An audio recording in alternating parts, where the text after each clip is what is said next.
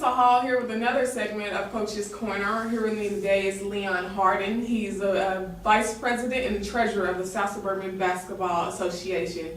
Now we did South Suburban Junior Football Association. Now we're switching over to the basketball because you can get everything you need in South Suburban. How are you doing today? Real good. How are you doing? I'm pretty good. Tell us a little bit about South Suburban basketball.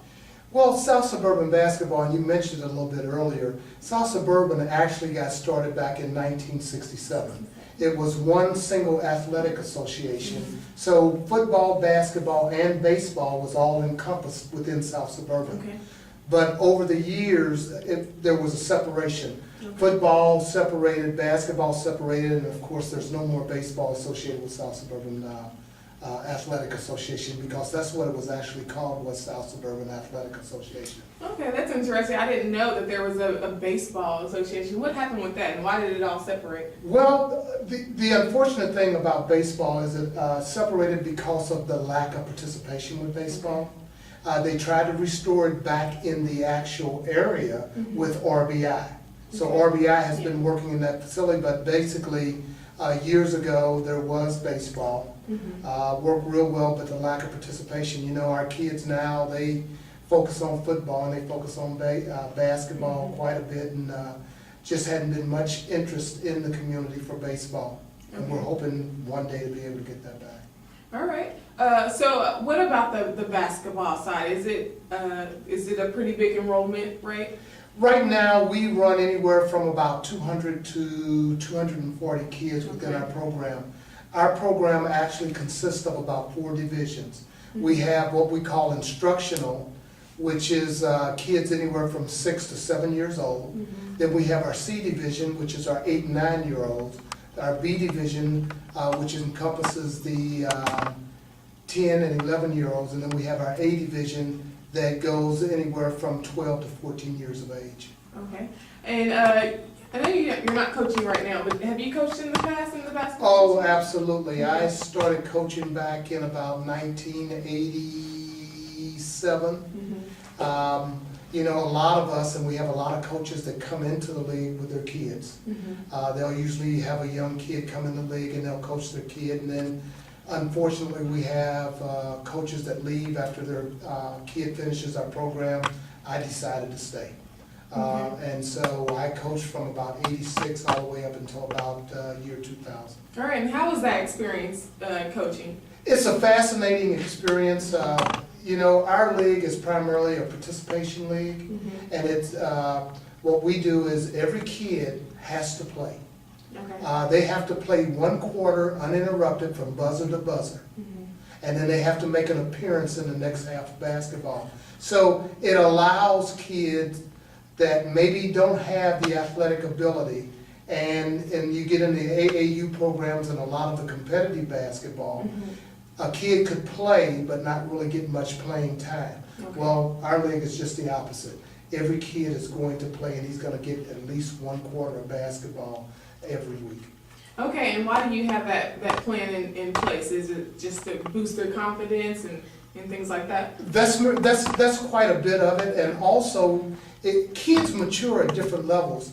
You may have a kid that's in 5, 6, 7, 8, 9 years old, and he may not have the athletic skills immediately, but through coaching and coaching techniques, every kid matures at different levels. And he may be a much better player at 10 or 11 or at 12, but sometime when you get into competitive basketball, because they don't have the kid participate, he may get frustrated and he may decide he doesn't want to play the sport, only because he's not had a lot of coaching and a lot of participation.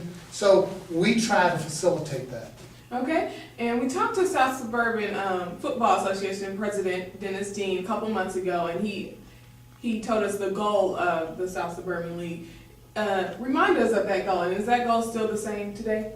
Absolutely, absolutely. That goal is still the same.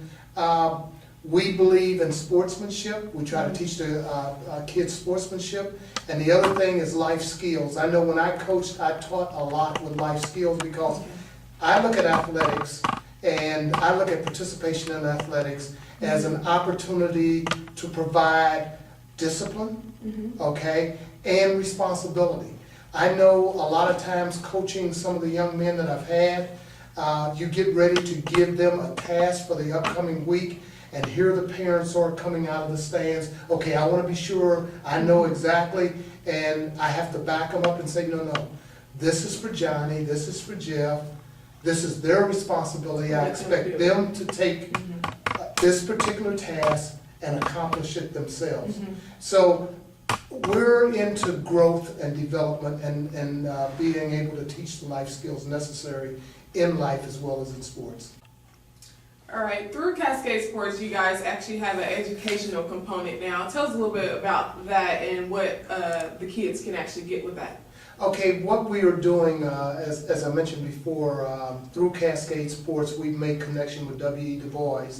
And what they're going to allow us to do is test all of the players in our league to determine their academic standing. They'll be able to determine, I guess you would say, kids that are at risk from an educational standpoint. That would be kids that are on the low end, and then also identify those high achievers.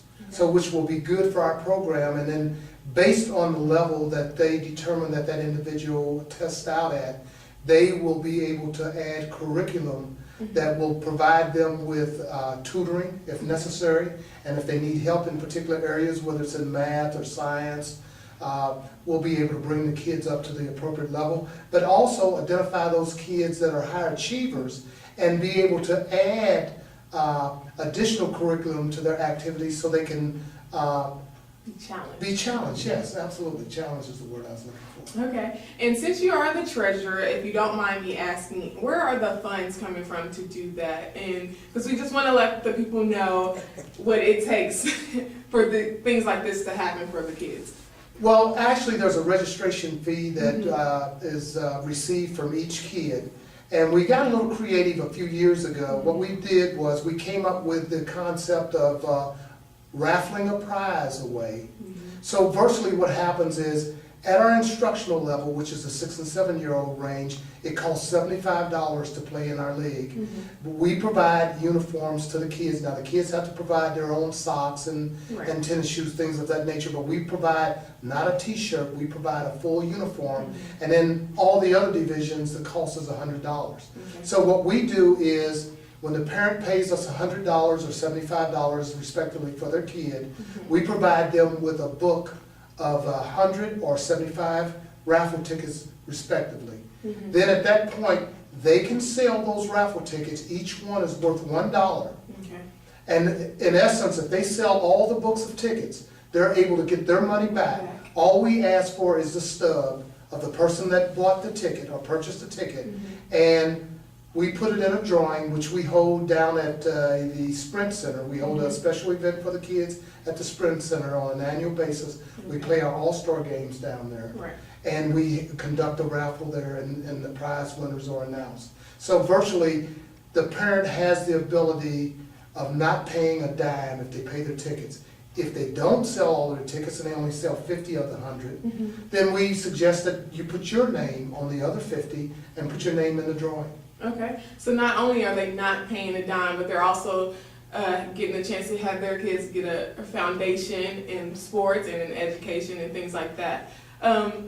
When are you guys starting the Basketball Association this year? Okay, our program has actually started from a practice standpoint. Practice is taking place on a daily basis. We're very fortunate. We work with Hickman Mills School District, and they allow us to utilize their elementary schools and their middle schools during the week for practice. Each coach gets 2 practices a week for an hour and a half. We practice the younger kids from 6 to 7:30 and the older kids from 7:30 to 9.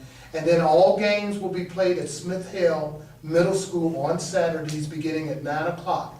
Our first games this year will begin January 7th, will be the kickoff of our season. All right. Are you guys looking to have a permanent South Suburban Basketball Association home for that, or is it just going to be continued playing in the area schools? That is a very, very good question. This year, I don't know whether you know it, but South Suburban Football actually had facilities that were dedicated by the Kansas City district. Right. We'd like to do that as well. We'd like to be in a position where we could have our own facility. Mhm. Then we wouldn't have to rely as much on the Hickman Mills School District. So we've talked, we've had meetings with some councilmen within Kansas City, Mhm. and we've talked about that, but I guess it's a lot more expensive to put a field out there and put some goalposts on it versus utilizing a building Okay. and having facilities. But that's something that's in our long range It's in plan. the talks. All right, Mr. Harding, you mentioned your All-Star game. Now, is that played at the college basketball experience? Yes, yes, it is played at the college basketball experience. Our All-Star game is going to be February 5th Okay. at the college basketball experience. It's not an end of year event. Mhm. It's actually in the middle of the season. Right. And what we do is we allow the coaches, based on their standings Mhm. in league play, X number of kids. If you're in first, you get so many kids on the All-Star game, all the way down to every kid or every team has representation for the All-Star.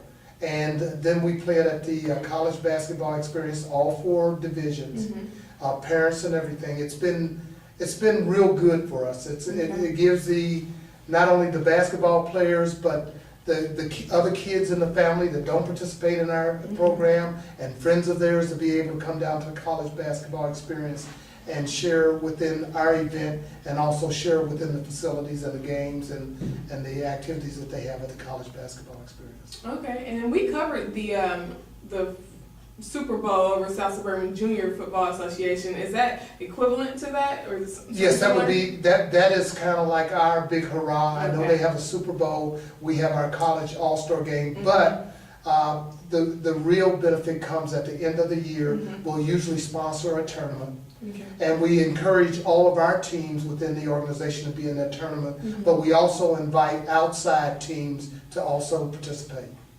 All right. Well, this concludes this segment of Coach's Corner. It was a pleasure talking with you today. Is there anything else you wanted to say to the audience about registration and when the cutoff date is and things like that? We're still registering kids as we speak today. Our next registration will take place at Smith Hill Okay. on Saturday. That would be December 17th, Okay. from 10 a.m. to 12 noon. All right. And we'll be doing that, and we will be registering kids all the way up until probably that last week prior to the January 7th date. All right, great. So guys, make sure you go check out him at Smith Hill Middle School and get signed up. It's a really great program and we want to see you guys in it. We'll be looking forward to covering your games as well. So this concludes this segment. Oh, well, before you conclude it, I'd like to thank you and I personally, and I'd like to thank Cascade Sports for giving us the opportunity to be here today. Great, it was a pleasure. Remember, the victory we call success goes to the best prepared.